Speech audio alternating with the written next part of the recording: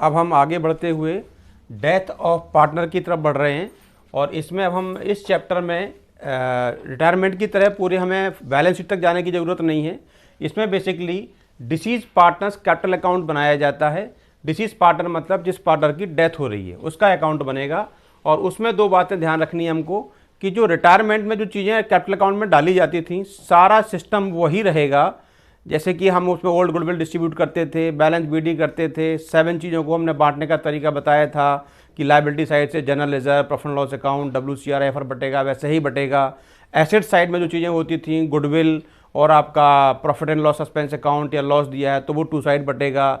उन पार्टनर्स का balance BD, reserve वगैरह सब कुछ वैसे ही बटना है। इसमें फिर नया क्या होगा, इसमें नई 2 बातें होंगी कि इसमें जब पार्टनर की डेथ होगी तो वो प्लान्ड नहीं होगी। रिटायरमेंट प्लान्ड होता है तो इसलिए वो ईयर एंड के बीच में होता है, ईयर एंड के पास होता है।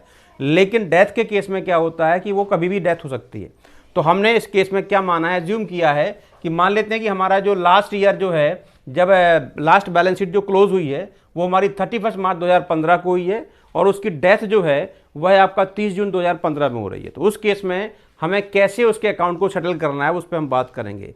तो लास्ट बैलेंस शीट तक की डेट की तो बैलेंस शीट हमें दी होगी तो उसमें सारी चीज़ें हमको मिल जाएंगी, बाकी चीज़ें हम डाल देंगे। जो नई चीज़ें इसमें आनी है वो 3 चीज़ें हैं, profit and loss account, interest on capital, salary और कमीशन। जब पार्टनर की डेथ होती है तो उसको यहाँ तक का जो मिल रहा है वो तो हम बना ही रहे हैं रिटायरमेंट की तरह। उसके बाद यहाँ से लेके यहाँ तक का जो गैप आ रहा है ये लगभग 3 महीने का पीरियड है, क्योंकि मार्च के बाद अप्रैल, मई और जून, इस 3 महीने के पीरियड का यदि कंपनी ने कोई प्रॉफिट कमाया है या लॉस कमाया है तो उसमें उसका हिस्सा ट्रांसफर होगा कैपिटल अकाउंट में। कंपनी ने कोई इंटरेस्ट ऑन कैपिटल की, उनके एग्रीमेंट था तो इंटरेस्ट ऑन कैपिटल, यदि ड्राइंग होगा तो यहाँ पर इंटरेस्ट ऑन ड्राइंग की भी कैलकुलेशन होगी इसी 3 महीने का। लेकिन सैलरी और कमीशन की अगर बात क्वेश्चन में दी गई होगी तो उसकी भी हम बात करेंगे और उसको देंगे, मगर इसी 3 महीने का। ठीक है, तो हमें इन चीज़ों पर फोकस करना होगा। यही 3 चीज़ें इंपॉर्टेंट हैं डेथ के केस में। बाकी पूरा का पूरा कैपिटल अकाउंट जो है वो रिटायरमेंट की तरह चलेगा। और मेन बात यह है कि इसमें हमको पूरा कैपिटल अकाउंट नहीं बनाना है कि ए का, बी का, सी का, तीनों के कॉलम हम बनाएं। इसमें केवल जिस पार्टनर की डेथ हो रही है उसको डिसीज्ड पार्टनर बोला जाता है, उसी का कैपिटल अकाउंट बनाया जाएगा। तो इसमें अब हम एक एक करके तीनों पॉइंट को हम क्लियर करेंगे। अब पहला पॉइंट है हमारा प्रॉफिट एंड लॉस अकाउंट। तो प्रॉफिट एंड लॉस अकाउंट जो हम उसको पार्टनर को देंगे, क्योंकि हमारा अभी ईयर एंड क्लोज नहीं हुआ है, ईयर एंड क्लोज होगा जाके हमारा 31 मार्च 2016 पर, तब हम उस चीज़ को प्रॉफिट एंड लॉस में ट्रांसफर करेंगे। तब तक इस प्रॉफिट को हम प्रॉफिट एंड लॉस सस्पेंस के नाम से यूज करेंगे। तो इसलिए यहां पर एक वर्ड निकल के आएगा profit and loss suspense account. तो जब पार्टनर का कैपिटल अकाउंट बनेगा तो उसको उसका जो हिस्सा होगा प्रॉफिट में उसको हम profit and loss suspense account के नाम पे ट्रांसफर करेंगे उनके कैपिटल अकाउंट्स में। अब बात आ रही है कि profit and loss suspense account का अमाउंट की कैलकुलेशन की कैसे जाए। इसके 2 तरीके हैं, या तो इसका प्रॉफिट हम टाइम के बेस पे निकाल सकते हैं या इसका प्रॉफिट हम सेल के बेस पे निकाल सकते हैं, on the basis of time, on the basis of sales. तो अब हम पहला आपसे बात करेंगे टाइम के बेस पे कैसे निकालें, फिर उसके बाद हम बात करेंगे सेल्स के बेस पे कैसे निकालें। अब हम बात करते हैं टाइम के बेस पे कैसे निकालें। तो on the basis of time profit की कैलकुलेशन हम करेंगे टाइम के बेस पे। तो उसका फार्मूला होगा profit and loss suspense account is equal to profit जो भी दिया होगा क्वेश्चन में इनटू टाइम। टाइम मतलब ये 3 महीने का फ्रेम, यहाँ से यहाँ तक का हम प्रॉफिट कैलकुलेट करना है, वो 3 महीने ऊपर आ जाएंगे। यदि वो 6 महीने बाद मरा तो 6 महीने का टाइम आ जाएगा upon 12 into share of deceased partner. Partner का शेयर कितना था प्रॉफिट शेयरिंग रेशियो में, उसका शेयर आ जाएगा। तो फार्मूला बना profit into time into share. अब इसमें जो प्रॉफिट लेना है वो भी इंपॉर्टेंट है। इसमें प्रॉफिट हम 2 तरीके का ले सकते हैं। क्वेश्चन में कहा गया होगा कि पिछले साल के प्रॉफिट, पिछले साल मतलब 14-15 जो लास्ट ईयर हमारा है वहां का प्रॉफिट ले लो, तो उसको हम लेके यहां पर डाल सकते हैं। या क्वेश्चन में कहा जा सकता है कि आप 1 साल के प्रॉफिट को ना लेकर के पिछले 3 सालों का, 4 सालों का, 5 सालों का प्रॉफिट का एवरेज ले लो, उसको फिर हम यहां पर डाल सकते हैं। तो ये हमें 2 बातों पर ध्यान रखना है। तो प्रॉफिट के अंदर 2 बातें होंगी। अब हमने एक छोटा सा एग्जाम्पल आपके लिए लिखा है, उसके बेस पे हम दोनों चीज़ों को समझेंगे। अब मान लीजिए क्वेश्चन हमने एज्यूम किया है कि यहाँ पर ABC 3 पार्टनर हैं, उनका रेशियो है 3:1 और उस केस में बी की डेथ हो रही है ऑन 30 जून 2015। तो मीन्स ये 31 मार्च 2015 से लास्ट ईयर हमारी बैलेंस शीट क्लोज हो रही है, हम ये मान के चल रहे हैं। 30 जून को उसकी डेथ हो रही है, तो इसके बीच का जो गैप है वो 3 महीने का गैप है, उसको हम डेथ पीरियड के नाम से जान सकते हैं। अब इसमें क्वेश्चन में कहा गया है कि हमें 2 केस लिए हैं। अगर प्रॉफिट केवल पिछले साल का दिया हो, मतलब पहला वाला केस प्रीवियस ईयर प्रॉफिट, तो प्रीवियस ईयर मतलब 14-15, तो 14-15 का प्रॉफिट मान लीजिए 1,20,000 दिया है, तो तब उसका हम प्रॉफिट में हिस्सा कैसे निकालेंगे। तो उस केस में हमें क्या करना है, 1,20,000 जो हमारा फार्मूला है प्रॉफिट, ये आ गया प्रीवियस ईयर का प्रॉफिट, इंटू टाइम अपॉन 12। यहाँ पर टाइम होगा 3 महीने का, क्योंकि हमें इससे इस डेट तक का टाइम देखना है, 3 महीने का आया, इंटू उसका शेयर, जा कौन रहा है, सी, बी का शेयर कितना है, 3 + 2 + 1 6, तो 2/6, तो उसका आ गया शेयर। तो इस तरीके से उसका प्रॉफिट निकल आएगा। इसको हम सॉल्व कर लेते हैं। 20,000 आपका उसका हिस्सा आ गया। तो ये प्रॉफिट उसको हम ट्रांसफर करेंगे profit and loss suspense account के नाम से उसके कैपिटल अकाउंट में। अब बात आ रही है, यहां पर एक इंपॉर्टेंट बात ध्यान रखनी है कि यहां पर जो कि प्रॉफिट जो है वो पिछले पूरे साल का दिया गया था। अब यदि प्रॉफिट हमें कई बार क्या होता है क्वेश्चन में इसी 3 महीने का दे दिया जाए, मान लीजिए यहां पर क्वेश्चन कह देता कि profit for this 3 month period that is called death period is equal to 24,000, तब उस केस में हम कैसे करते। तो हमने मान लेते हैं कि यदि उसमें क्वेश्चन में लिख देते वो कि profit of death period is equal to 24,000, उस केस में कैसे निकलता। अब चूंकि हमें प्रॉफिट जो है वो इसी 3 महीने का दे दिया गया है, तो टाइम एडजस्टमेंट ऑलरेडी हो चुका है, तब उस केस में ये टाइम फैक्टर की रिक्वायरमेंट अब नहीं होगी। अब सीधा प्रॉफिट इनटू शेयर से उसका हिस्सा निकल आएगा, क्योंकि टाइम फैक्टर हमें ऑलरेडी एडजस्ट करके दे दिया गया है। टाइम को मल्टीप्लाई इसलिए करते हैं कि प्रॉफिट को हम 3 महीने में कन्वर्ट कर सकें। तो अब इस केस में क्या होगा, 24,000 इंटू टाइम खत्म हो गया हमारे लिए, अब शेयर सीधा उसका कितना हो जाएगा 2/6 इज इक्वल टू 8,000। तो ये उसका प्रॉफिट में हिस्सा निकल आएगा। तो 2 बातें हमें ध्यान रखनी है, यदि प्रॉफिट पूरे साल का दिया है तब टाइम फैक्टर मल्टीप्लाई होगा, यदि प्रॉफिट उसी डेथ पीरियड का ही केवल दे दिया गया है तो फिर हमको टाइम फैक्टर को मल्टीप्लाई करने की जरूरत नहीं है, बस प्रॉफिट इनटू शेयर उसका हिस्सा निकल आएगा। तो ये हुआ हमारा जब हमें 1 साल का प्रॉफिट दिया हो।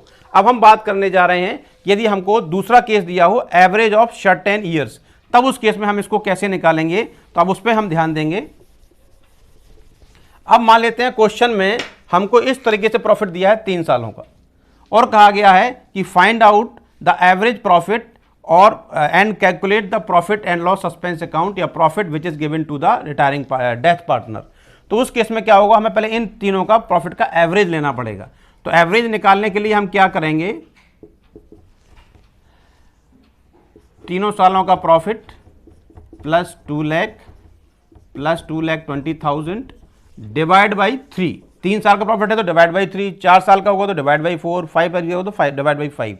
तो ये हमारा निकल के आया 120 प्लस 2 लाख तो 320, 340, 540, तो 540 डिवाइड बाई 3, तो ये हमारा आ गया 1,80,000। तो ये हमारा प्रॉफिट हमें लेके चलना होगा। अब इसको भी हम पूरे साल का प्रॉफिट मान के चलेंगे, क्योंकि साल के हिसाब से प्रॉफिट दिया गया था। तो यहाँ पर फिर वही बात आ जाएगी, profit 1,80,000 into time 3/12 into share. तो हमारा जो इसका आंसर निकलेगा फाइनली, तो 180,000 into time factor 3/12 into share इसका 2/6।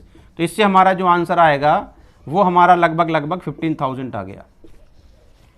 तो ये हमारा तरीका होगा प्रॉफिट की कैलकुलेशन की। ये हमें प्रॉफिट को अब कहाँ ट्रांसफर करना होगा, उनके कैपिटल अकाउंट में जो पार्टनर जा रहा है। तो ये तो हमने अभी सीखा on the basis of time. अब इसके बाद मैं बात करूंगा on the basis of sales. इसमें क्या होगा, 3 चीज़ें हमें रिक्वायर्ड होंगी अगर हम जब on the basis of sales निकालेंगे। हमको रिक्वायर्ड होगा sales of the previous year, पिछले साल का सेल्स होना चाहिए। जैसे इस क्वेश्चन के केस में अगर हम बात करें तो ये करंट ईयर जो अभी चल रहा था इसके मरने के पहले वाला, वो 31 मार्च 2015 को क्लोज हो रहा है, तो मतलब 14-15, तो 14-15 की हमको सेल चाहिए और 14-15 का ही हमको प्रॉफिट भी चाहिए। तो पिछले साल का सेल, पिछले साल का प्रॉफिट चाहिए। इन दोनों को रिलेशनशिप के बेस पे हम एक परसेंटेज कैलकुलेट करेंगे और उस परसेंटेज को फिर हम करंट ईयर की सेल पे अप्लाई करेंगे। तो करंट ईयर की सेल हम निकाल लेंगे जो हमें इस पीरियड की चाहिए। तो इसका तरीका क्या है कि 3 चीज़ें होना चाहिए, पिछले साल की सेल, पिछले साल का प्रॉफिट और करंट ईयर की सेल। अब इन तीनों को यूज़ करके हम उसका profit and loss suspense account निकालेंगे।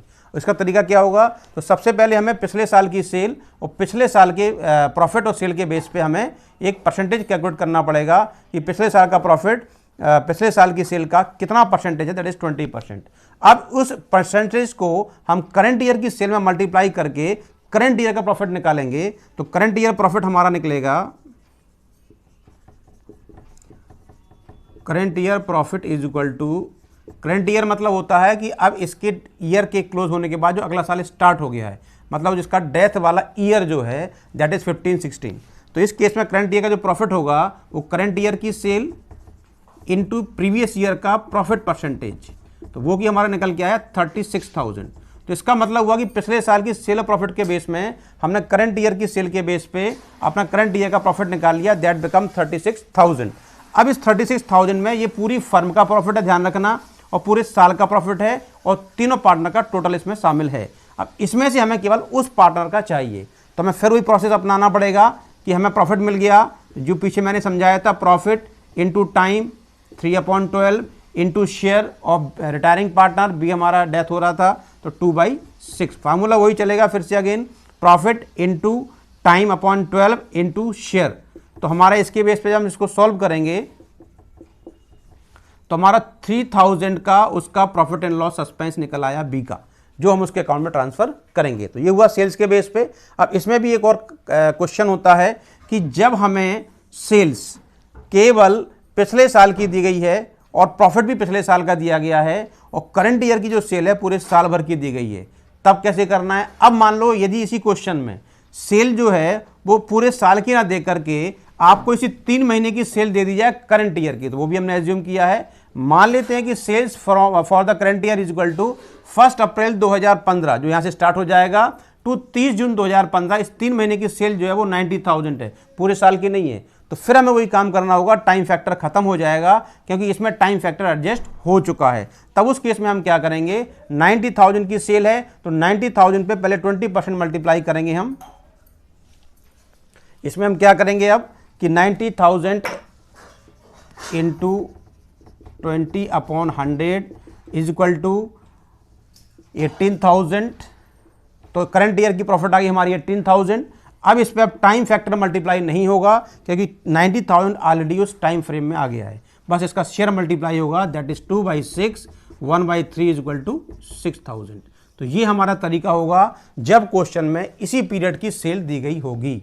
तो दोनों बातें क्लियर हो गई। अब इसमें एक तरीका हम और भी लेके चल सकते हैं कि क्वेश्चन में क्या होता है कि आपको पहले इसका परसेंटेज निकालना पड़ा, फिर उस परसेंटेज को इस पर अप्लाई करना पड़ा। इसकी जगह हम सीधा एक शॉर्टकट फार्मूला बना देते हैं जिसका इस्तेमाल करके आप डायरेक्टली सीधा प्रॉफिट निकाल पाओगे। तो इसमें क्या होगा, profit and loss suspense account is equal to, इसका फार्मूला होगा हमारा previous year sales, previous year profit upon previous year sales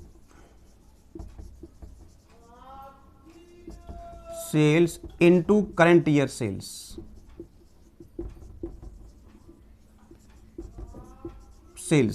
तो इससे क्या होगा, सीधा हमारा करंट ईयर का प्रॉफिट आ जाएगा। इसके बाद जो हमारा काम है टाइम अपॉन 12 इंटू शेयर, वो हमें करना ही पड़ेगा। तो मीन्स हम डायरेक्टली भी इसको ले सकते हैं अगर हमें परसेंटेज निकाल के नहीं चलना है तो प्रीवियस ईयर का प्रॉफिट इसी को हम अप्लाई कर लेते हैं इसमें। तो प्रीवियस ईयर का प्रॉफिट हमारा 24,000 है, प्रीवियस ईयर की सेल हमारी 1,20,000 है, करंट ईयर की सेल हमारी 180 है, और इनटू टाइम 3/12 इनटू शेयर 2/6। तो सीधा सीधा वही प्रॉफिट आ जाएगा जो पीछे अभी हमने निकाला था। तो 3,000 वही हमारा प्रॉफिट आ गया। तो एक तरीका ये भी है, आप चाहो तो पहले इसका परसेंटेज निकाल लो, फिर इस पर मल्टीप्लाई करके फिर टाइम इनटू शेयर मल्टीप्लाई कर दो। आप चाहो तो सीधा ये फार्मूला ले सकते हो, previous year profit upon previous year sale into current year sales. तो इनटू टाइम इनटू शेयर चलेगा ही चलेगा। अब फिर वही बात ध्यान रखनी है, यदि करंट ईयर की सेल हमें केवल डेथ पीरियड की दी गई है 3 महीने की या 4 महीने की, तो फिर टाइम फैक्टर खत्म हो जाएगा, फिर उसका इस्तेमाल नहीं होगा। तो ये हमारा तरीका था on the basis of sales का।